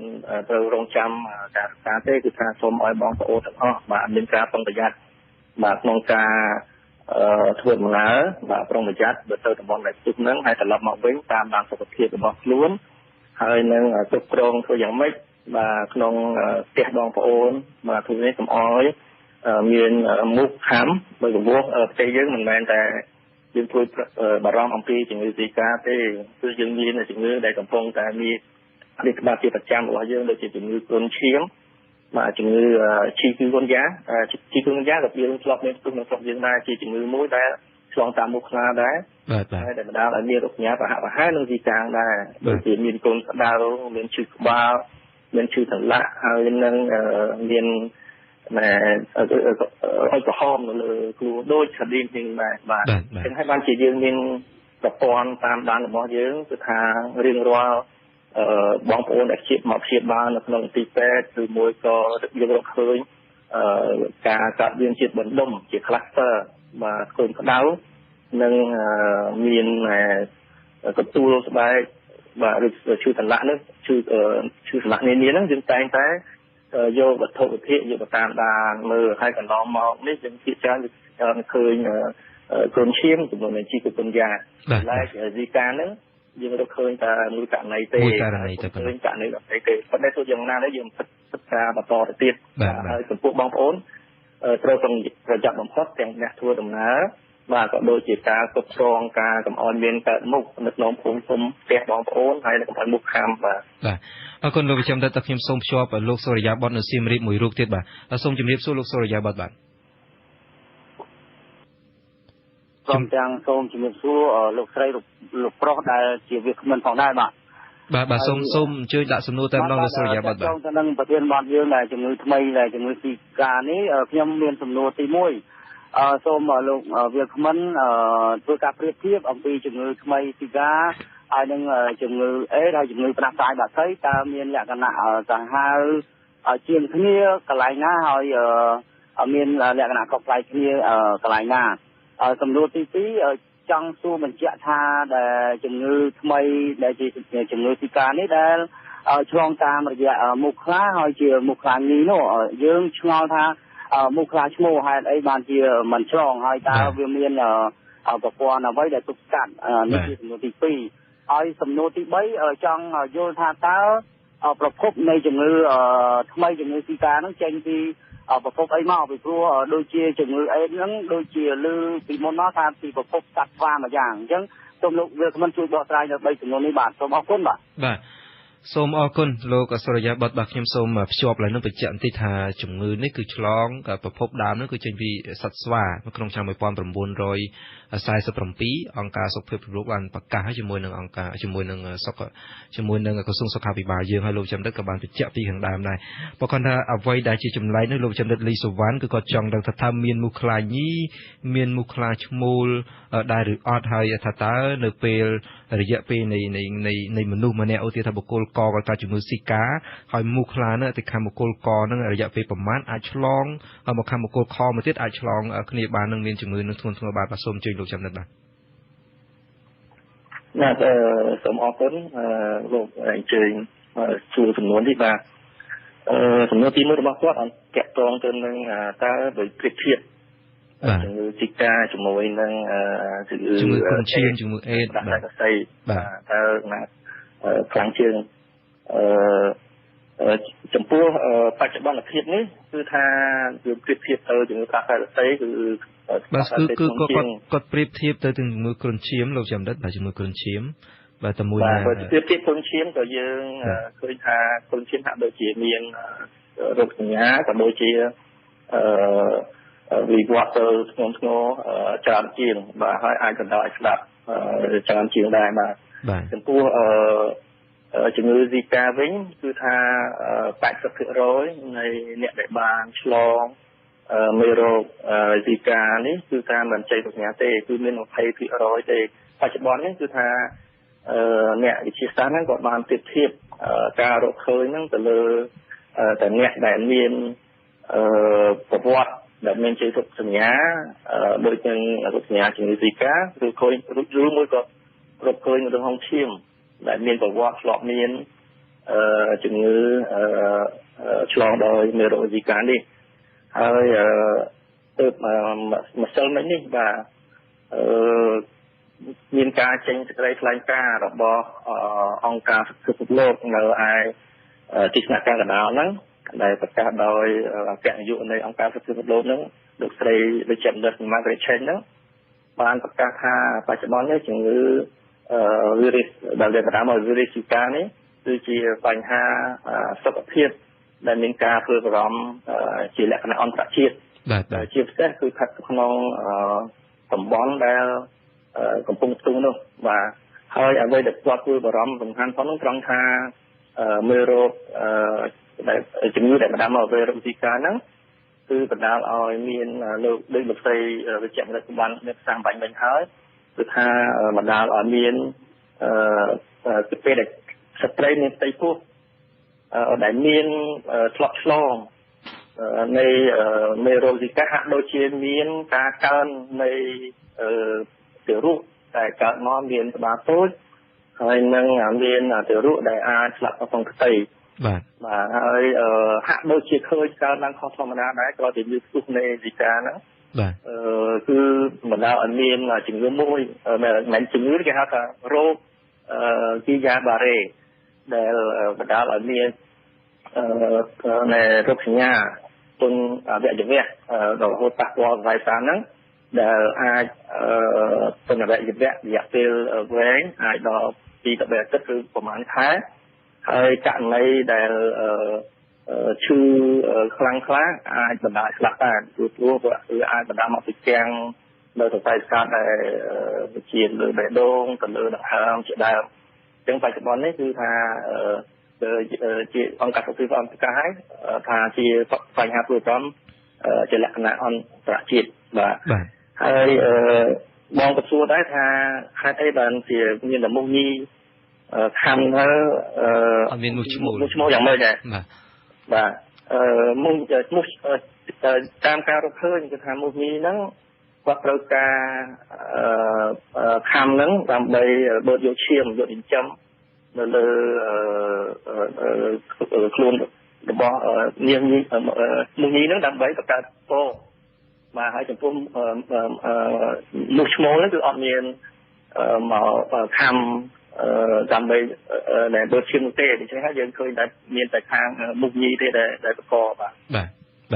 អរគុណច្រើនលោកវិជ្ជបណ្ឌិតឥឡូវខ្ញុំសូមងាកទៅកាន់លោកស្រីវិជ្ជបណ្ឌិតលីស្រីវីណាវិញម្ដងលោកស្រីវិជ្ជបណ្ឌិតគាត់បានលើកឡើងដែរគាត់បានប្រៀបធៀបទៅជំងឺអេដដែលជំងឺអេដយើងបានដឹងជាទូទៅថាគឺប្រឈមមុខការឆ្លងតាមរយៈការរួមភេទហើយអ្នកស្រីវិជ្ជបណ្ឌិតក៏បានបញ្ជាក់ពីខាងដើមថាជំងឺ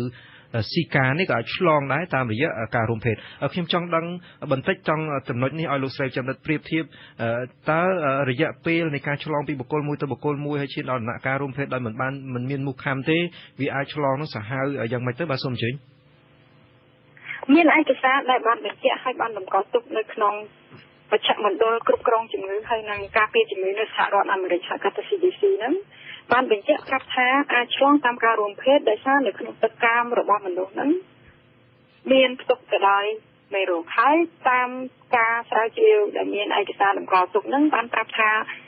នៅពេលដែលយើងបានឆ្លងមេរោគតាមរយៈការរួមភេទហ្នឹងគឺនៅក្នុងឈាមរបស់យើងហ្នឹងប្រើពេលប្រហែលជា1អាទិត្យទៅ2អាទិត្យដើម្បីឲ្យអ្នកដែលគូរួមភេទហ្នឹងអាចបង្កទៅជាជំងឺស៊ីកាបានដូចមានអាការៈមានរោគសញ្ញាប្រហាក់ប្រហែលគ្នាជាមួយនឹងដូចគ្នាបីបាត់ជាមួយនឹងការឆ្លងតាមការមូលខំដែរបាទហើយវាមានលក្ខណៈពិសេសមួយក្រៅអំពីការក្តៅខ្លួនការឈឺក្បាលការឈឺសន្លាក់ដៃជើងការចេញកន្ទួលរមាស់ហ្នឹងគឺមានលក្ខណៈពិសេសមួយគឺកើតជំងឺផ្នែកក្រហមបាទហើយជាការពិតនៅពេលដែលយើងឲ្យបើសិនជាមូលខំគឺយើងអាចឆ្លងក្នុងពេលតែមួយហ្នឹងមេរោគទាំង3តែម្ដងគឺមេរោគស៊ីកាមួយតែមួយហ្នឹងអាចចម្លងស៊ីកាក៏បានចម្លងមេរោគគ្រុនឈាមក៏បានមេរោគគ្រុនឈាមដែលគេហៅថាឈីគុនហ្គួនយ៉ាហ្នឹងក៏បានដែរហើយក្នុងករណីដែលវាខំបើសិនជាមានមូសខ្លាដែលមានផ្ទុកមេរោគស៊ីកាខំប្រជាពលរដ្ឋហើយក្នុងចំណោមអ្នកដែលត្រូវបានមូសនឹងខំ5នាក់មានតែ1នាក់ទេមានរោគសញ្ញាហើយចំណែក4នាក់ទៀតគាត់អត់មានរោគសញ្ញាទេហេតុផលអ្វីទៅលោកស្រីចំណិតត្រង់ចំណុចនេះហេតុផលអីបានជាក្នុងចំណោម5នាក់មានតែ1នាក់អញ្ចឹងចាហើយដោយសារដើម្បីយើងទប់ស្កាត់ជាមួយជំងឺមនុស្សយើងម្នាក់មានប្រព័ន្ធការពាររាងកាយខ្លាំងដោយសារប្រព័ន្ធការពាររាងកាយខ្លាំងនឹងហើយជាអ្នកដែលធ្វើឲ្យមេរោគនឹងជាសះស្បើយទៅវិញដោយខ្លួនឯងហើយពួកគាត់មានប្រព័ន្ធការពារជាក់ស្ដែងគឺគេបានរករកឃើញមានមនុស្សដែលមានប្រព័ន្ធការពារទប់ទល់ជាមួយនឹងជំងឺស៊ីកាដោយមិនដឹងខ្លួននឹងច្រើនណាស់នៅអាហ្វ្រិកនិងនៅអាស៊ីដោយសារយើងជាដោយខ្លួនឯងចំណែកមួយអ្នកដែលគាត់ឈឺហ្នឹងគឺមកអំពីប្រព័ន្ធការពាររាងកាយរបស់គាត់ហ្នឹងមិនខ្លាំងប៉ុន្តែក៏នៅតែអាចប្រយុទ្ធជាមួយជំងឺហ្នឹងដោយមិនចាំបាច់ព្យាបាលក្នុងរយៈពេល2-3ថ្ងៃទៅ1អាទិត្យអាចនឹងជាដូចគ្នាចំណែកប្រជាពលរដ្ឋដែលមានប្រព័ន្ធការពាររាងកាយចុះខ្សោយមិនថាដោយសារគាត់ផ្ទុកមេរោគអេដឬក៏គាត់មានជំងឺដទៃទៀតដែលប្រព័ន្ធការពាររាងកាយគាត់អត់ហ្នឹងគាត់អាចមានបញ្ហាថ្មីនេះកាលពីក្នុងខែ11ឆ្នាំ2015នោះមានមនុស្ស2នាក់ស្លាប់នៅប្រទេសប្រេស៊ីលបុរសម្នាក់នឹងស្លាប់ដោយសារគាត់មានជំងឺដទៃទៀតគឺគេហៅថា lupus ឬក៏ SLE គឺជាជំងឺដែលប្រព័ន្ធការពាររាងកាយផលិតអង់ទីកបប្រឆាំងនឹងខ្លួនឯងអញ្ចឹងគាត់ត្រូវញ៉ាំថ្នាំដើម្បីបង្ក្រាបប្រព័ន្ធការពាររាងកាយរបស់ខ្លួនកុំឲ្យបំផ្លាញខ្លួនឯងអញ្ចឹងគាត់អត់មានសមត្ថភាពការពារទល់នឹងជំងឺស៊ីកាទេអញ្ចឹងក៏គាត់បានបាត់បង់ជីវិតចំណែកក្មេងស្រីម្នាក់ទៀតដែលមានអាយុ16ឆ្នាំនៅក្នុងប្រទេសប្រេស៊ីលដូចគ្នានោះដោយសារគាត់មានជំងឺប្រព័ន្ធការពាររាងកាយដែរគាត់បានស្លាប់ដោយសារជំងឺ Guillain-Barré ជំងឺ Guillain-Barré ហ្នឹងវាជាផលវិបាកមួយដែលធ្ងន់ហើយមិនមែនកើតដោយសារតែយើងកើតជំងឺស៊ីកាហ្នឹងទេវាអាចកើតដោយសារមេរោគដទៃទៀតដូចជាមេរោគផ្ដាសាយតូចផ្ដាសាយធំឬក៏មេរោគដទៃទៀតក៏អាចកើតទៅជាជំងឺហ្នឹងដែរបាទហើយមូលហេតុគឺអញ្ចឹងដោយសារប្រព័ន្ធការពាររាងកាយរបស់យើងហ្នឹងបង្កើតអង់ទីកដើម្បីបំផ្លាញសរសៃប្រសាទហើយសរសៃប្រសាទនេះដំបងបំផ្លាញសរសៃប្រសាទជើងដៃជើងជើងចឹងហើយมันគាត់ខ្សោយជើងដៃជើងជើងប៉ុន្តែគាត់អាចជាវិញក្នុងរយៈពេល2អាទិត្យទៅ2អាទិត្យក៏ប៉ុន្តែក្នុងករណីខ្លះ គាត់ក៏អាចវិវត្តទៅរកភាពធ្ងន់ធ្ងរក្នុងរយៈពេលខ្លីហើយគាត់អាចកម្រាស់ដៃកម្រាស់ជើងឡើងរួចហើយដែលធ្ងន់ធ្ងរជាងគេបំផុតហ្នឹងគឺមេរោគនឹងអាចសំទោសប្រព័ន្ធការពាររាងកាយនឹងវាទៅបំផ្លាញសរសៃប្រសាទដែលបញ្ជាសាច់ដុំឲ្យដកដង្ហើមអញ្ចឹងបើសិនជាយើងមិនអាចដាក់ម៉ាស៊ីនដកដង្ហើមឲ្យគាត់ទេគឺគាត់អាចនឹងបាត់បង់ជីវិតដោយសារការដកដង្ហើមក៏ប៉ុន្តែខ្ញុំចង់សូមសំណូមពរអំពាវនាវទៅប្រជាពលរដ្ឋកុំឲ្យគាត់ភ័យខ្លាំងពេកដោយសារការពិតទៅមានមនុស្សច្រើនហើយអង្គការសុខភាពពិភពលោកនឹងបានប៉ាន់ប្រមាណថានៅក្នុងមួយឆ្នាំទាំងមុខនឹងអាចកើនចំនួននឹងរហូតដល់ទៅ4លាននាក់4លាននាក់បាទចា4លាននាក់ចាប់ពី14នាក់នៅឆ្នាំ2007រហូតដល់4លាននាក់នៅក្នុងរយៈពេល1ឆ្នាំខាងមុខនេះក៏ប៉ុន្តែដោយសារជំងឺនឹងយើងធ្វើយ៉ាងណាឲ្យតែប្រព័ន្ធការពាររាងកាយរបស់យើងល្អយើងអាចទទួលបានហើយពីព្រោះប្រព័ន្ធការពាររាងកាយល្អហ្នឹងបើសិនជាយើងប្រៀបធៀបការធ្វើសង្គ្រាមជាមួយនឹងសត្រូវគឺយើងនិយាយអំពីកងទ័ពបើយើងមានកងទ័ពល្អមានក្របក្រំភ្លើងគ្រប់គ្រាន់គឺយើងឈ្នះមេរោគនោះពី3ទៅ7ថ្ងៃហើយជួនកាលឈ្នះដោយមិនដែលយើងមិនចាំបាច់មានរោគសញ្ញាឈឺថាឈឺក្បាលឬក៏ក្តៅខ្លួនឬក៏ឈឺភ្នែកឬក៏ភ្នែកក្រហមអីទៀតបាទលោកស្រីខ្ញុំដឹកខ្ញុំសូមបញ្ជាក់កន្លែងនឹងទីពីព្រោះសពថ្ងៃនេះប្រព័ន្ធផ្សព្វផ្សាយជាពិសេសអង្គការសុខភាពពិភពលោកនឹងបានផ្សព្វផ្សាយខ្លាំងណាស់ពីជំងឺស៊ីកានឹងតើវាដល់កម្រិតមួយដែលថាជំងឺនឹងប្រទេសទូទាំងពិភពលោកត្រូវតែមានវិធានការទប់ស្កាត់ជាចាំបាច់ត្រូវតែផ្ដល់ព័ត៌មានដល់ប្រជាជនជាចាំបាច់ឬក៏ត្រូវឲ្យប្រជាជននឹងគឺធ្វើយ៉ាងណាយល់ដឹងអំពីរបៀបនៃការថែទាំសុខភាពជាចាំបាច់ដើម្បីអាចការពារជំងឺនឹងឬក៏ជំងឺនឹងคล้ายទៅជាជំងឺមួយសាហាវហើយពិភពលោកត្រូវតែនាំគ្នាទប់ស្កាត់បាទការពិតវារីករាលដាលលឿនមែនហើយមនុស្សច្រើនមែនក៏ប៉ុន្តែវាមិនមែនសាហាវខ្លាំងទេសាហាវដែលខ្លាំងជាងគេត្រង់ចំណុចដែលវាឆ្លងទៅកូនក្មេងហើយនៅប្រទេសប្រេស៊ីលនៅក្នុងមួយខែមុននេះគឺគេរកឃើញថាមានក្មេងដល់ទៅ 4,000 នាក់ហើយប្រេស៊ីលនឹងផ្ទុះនៅឆ្នាំ2015ខែ5មកដល់ពេលនេះចុងខែ12ខែ1នេះគឺពួកគាត់មានគ្នាដល់ទៅ 4,000 នាក់ដែលមានវិបត្តិខួរក្បាលដែលខួរក្បាលតូចហើយមិនអាចលូតលាស់បានហ្នឹងហើយថ្មីនេះនៅកូឡុំប៊ីក៏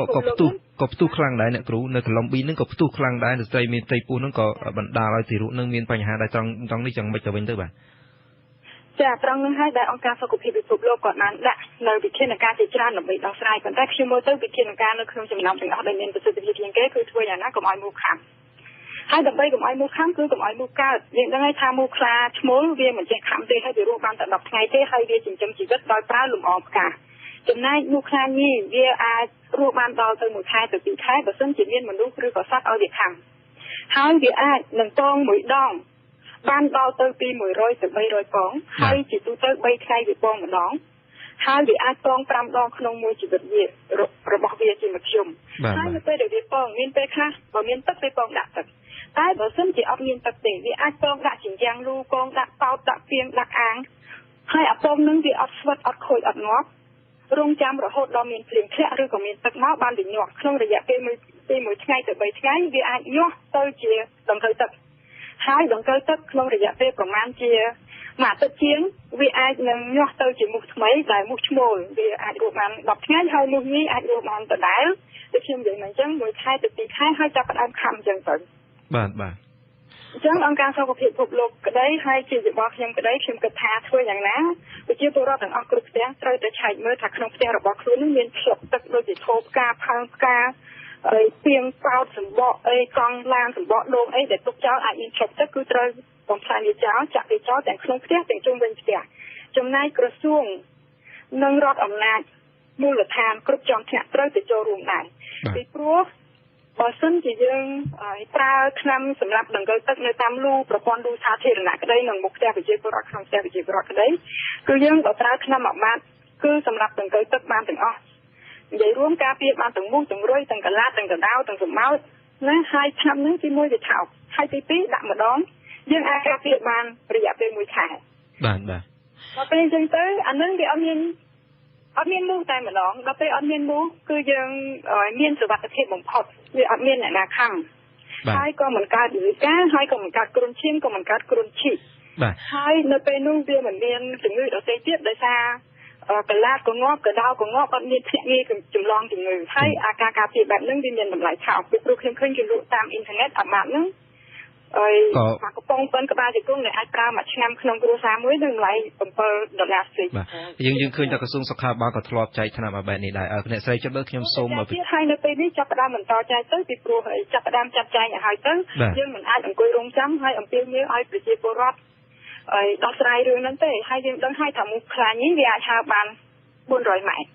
ចុះបើសិនជាវាហើរហើយវាឈប់ហើយវាសម្រាប់ហើយវាហើរទៀតអញ្ចឹងយើងសរុបទៅវាអាចបាន1គីឡូទៅ2គីឡូអញ្ចឹងបើសិនជាយើងការពារទឹកផ្ទះយើងហើយផ្ទះអ្នកមួយទៀតនោះគាត់បង្កើតមូសអញ្ចឹងមូសរបស់គាត់ក៏អាចហើរមកផ្ទះយើងដែរអញ្ចឹងតើទាំងអស់គ្នាចូលរួមទាំងអស់គ្នាក៏ចូលរួមហើយរដ្ឋាភិបាលក្រសួងនឹងក៏ចូលរួមធ្វើម៉េចកម្ចាត់មូសនៅក្នុងលូឲ្យបានបាទអរគុណច្រើនបាទសូមជឿក្នុងចំណុចនេះខ្ញុំសូមជម្រាបជូនទៅកាន់ប្រិយមិត្តអ្នកស្ដាប់ថាលោកសំរងស៊ីគណៈបកប្រធានគណៈបកសង្គ្រោះជាតិដែលរហូតមកទល់នឹងពេលនេះនៃប្រទេសខ្លួននៅបរទេសដំណើរនឹងបន្ទាប់ពីតុលាការទីក្រុងភ្នំពេញបានចេញនីតិចាប់ខ្លួនជាបន្តបន្ទាប់នេះហើយលោកកំពុងតែទស្សនកិច្ចនៅទ្វីបអាមេរិកបាទហើយលោកនឹងចូលរួមជាភ្ញៀវកិត្តិយសនៅក្នុងនីតិវេទិកានៃស្ថាប័នអាស៊ីសេរីនៅថ្ងៃសុក្រទី5ខែមករាហើយកិច្ចពិភាក្សានេះគឺផ្ដោតសំខាន់ទៅលើបច្ចុប្បន្នភាពនយោបាយនៅក្នុងប្រទេសកម្ពុជានិងសកម្មភាពរបស់លោកនៅក្រៅប្រទេសហើយកម្មវិធីនេះគឺសម្របសម្រួលដល់លោកជុនច័ន្ទបុត្រពីរដ្ឋធានី Washington ហើយលោកអ្នកនាងអាចចូលរួមផ្ដល់យោបល់ឬក៏សួរវិក្កាមកិត្តិយសរបស់នីតិយើងនៅផ្ទាល់បានតាមរយៈលេខទូរស័ព្ទ012 811 911លេខ011 611 711និងលេខ023 211 804ឬក៏អាចផ្ញើជាសំណួរមកកាន់កម្មវិធីទាំងមុននឹងពេលផ្សាយនឹងតាមរយៈ email askrfa@rfa.org បាទហើយលោកនាងអាចចោទជាសំណួរផ្សេងៗទៅតាមការចង់របស់លោកអ្នកបាទខ្ញុំសូមងាកទៅកាន់លោកវិចិត្រដិតលីសវណ្ណលោកវិចិត្រដិតលីសវណ្ណលោកសុធនមកពីខាងកំពង់ធំនោះបានចោទជាសំណួរថាតើក្រសួងសុខាភិបាលហ្នឹងនឹងជាមួយនឹងអង្គការសុខភាពពិភពលោកនៅក្នុងប្រទេសកម្ពុជានឹងមានវិធានការយ៉ាងណាខ្លះដើម្បីទប់ស្កាត់និងព្យាបាលជំងឺស៊ីកានេះបើសិនជាក្នុងករណីថាផ្ទុះមាននៅក្នុងប្រទេសកម្ពុជាយើងបាទ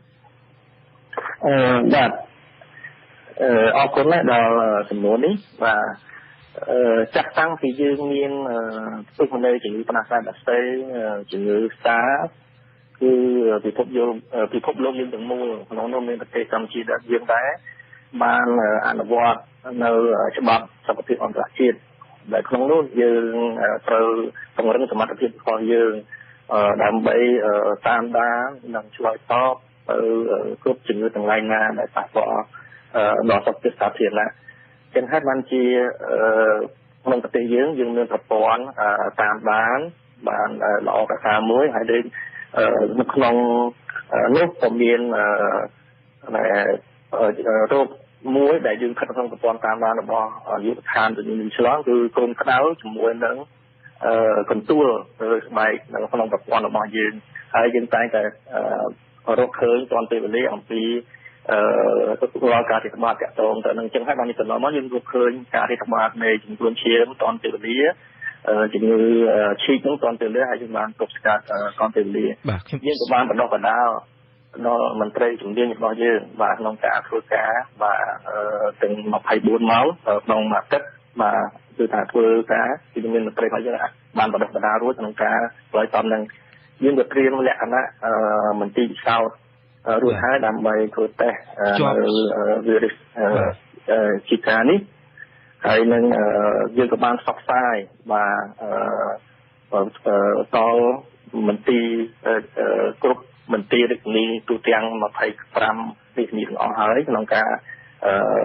ផ្សព្វផ្សាយដល់គ្រប់មន្ទីរពេទ្យនិងមណ្ឌលសុខភាពបាទលោកចាំដិតត្រង់ចំណុចនេះខ្ញុំសូមភ្ជាប់ទីលោកចាំដិតដោយសារយើងជជែកមុននេះគឺបានលើកឡើងពីការធ្វើរូបវិនិច្ឆ័យដែរពាក់ព័ន្ធទៅនឹងមន្ទីរពិសោធន៍នោះសូមបញ្ជាក់ខ្លីតិចមកថាតើជំងឺស៊ីកានឹងនៅពេលដែលយើងសង្ស័យតែយើងចាំបាច់ត្រូវតែបូមឈាមទៅមើលដូចជំងឺគ្រុនឈាមដែរឬក៏យើងគ្រាន់តែទិញថ្នាំលេបធម្មតាដូចជំងឺផ្ដាសាយដែរបាទសូមបញ្ជាក់ច្បាស់តិចមកបាទដោយសារប្រទេសយើង